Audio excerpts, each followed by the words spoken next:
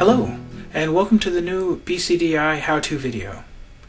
In this video, we're going to show you how to do a level 5 finish. A level 5 finish is the best possible finish that you can apply to standard drywall. Basically, you go through all the steps of finishing regular drywall, and once you've got your pre-fill coat, your tape coat, your bed coat or fill coat, and your skim coat or your final coat, then it's normally time to sand. That's called a level 4 finish.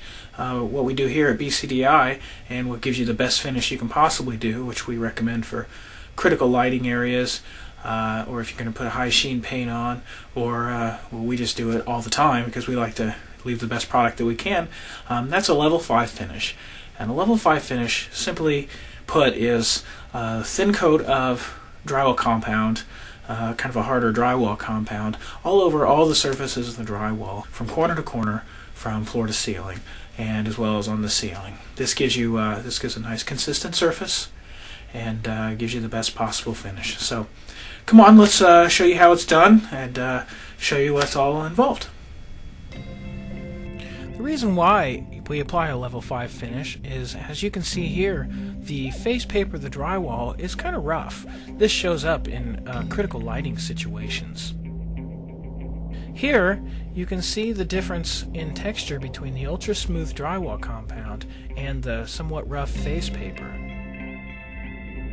And as you can see here, simply sanding it doesn't quite do the job. You have the ultra rough face paper, and then where you've sanded, you've scuffed up the face paper there, and that doesn't quite wipe off, and then you have the ultra smooth drywall compound. This shows up in critical lighting situations, believe me. So the tools that you're going to need for level 5ing: a 3/4 inch nap roller with a frame handle, a roller tray, and a mud pan with a broad knife. You want to go ahead and mix up your mud. The consistency that you're going for here is a little thinner than pancake batter. For this particular application, sometimes you can mix mud in a pan or in a bucket with a knife, but for this particular application I would really recommend that you use a powered mixer like I've got here. You might be able to rent one from a local tool rental store or borrow one from a friend. I guess if you're in a pinch you could probably mix this up by hand in a bucket with a knife, but you want to make sure that you get your mud nice and consistent. You can see here it's between the consistency of a thick primer or a heavy paint and pancake batter.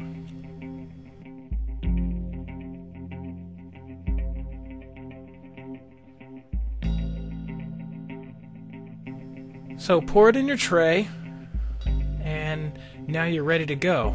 Since the roller's kind of new, you want to be sure to work plenty of mud in the roller before I start rolling it on the wall so that I don't get dry spots.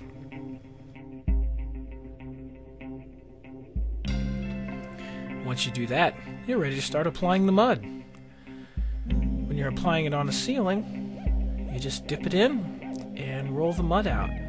You want to be sure that you're rolling plenty of mud out on the area. Then you're going to take your broad knife, cut, or as they call, feather the edges, and then just take most of the mud off. You're just leaving a little bit of mud. This is a little film that takes care of all those minor imperfections. It's the same process for a wall.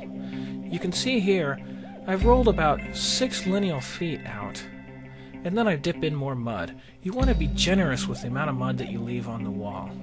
If you don't roll enough mud out, then the mud will set up on the wall, you won't be able to wipe it, and you might have a mess on your hands. You'll also notice that I'm only rolling about 36 inches wide from floor to ceiling. It's important that you don't roll out too much mud ahead of yourself, otherwise, again, it's going to set up on the wall and might give you a little bit of problems. So I've done the same thing as on the ceiling, feathered the edges, and now I'm taking most of the mud off, leaving a little bit of mud. It might take you a few minutes to get used to being able to lay the knife down enough just to leave a little bit of mud. You don't want to take every ounce of mud off, You want to leave a little bit, but if you have some lines, that's okay. You can sand those off. Do the same thing in the next swath. Again, you're only going about 6 lineal feet by the width of the roller. You do that twice or so, and now you start wiping the mud off.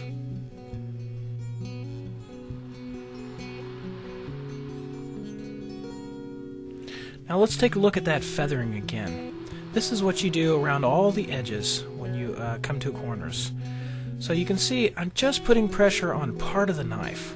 You do that on the mud, and that makes the edge of that mud transparent, and that's called feathering, and that makes your edges easy to sand. So this is a wall that before a level 5 finish. So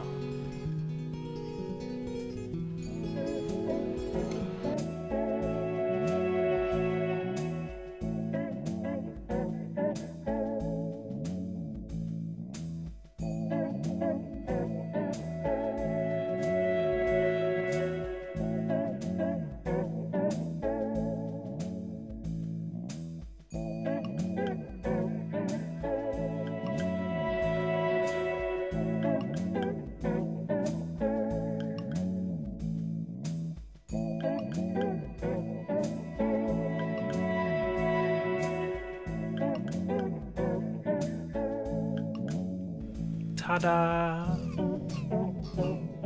So here's what the wall looks like just after putting on the level 5 drywall finish. You'll be able to see most of the features through the wet drywall mud, but as the mud starts to dry, it'll start to become more white, and you'll have a little bit more trouble discerning the features that are underneath the drywall. Then after it's completely dry, well, there's still a few little wet spots here, you'll see that you have a nice, consistent finish over the entire wall. This gives you the best drywall finish that you can have, and after you've applied this level 5 drywall finish, you're ready to start sanding.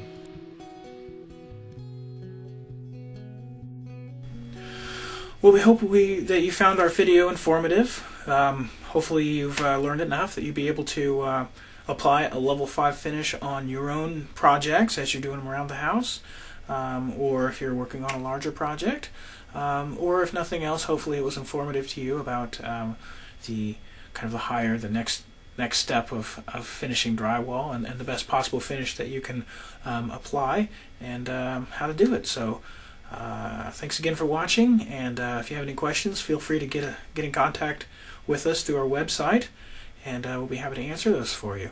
Until next time, good luck with your drywall project, and thank you for the opportunity.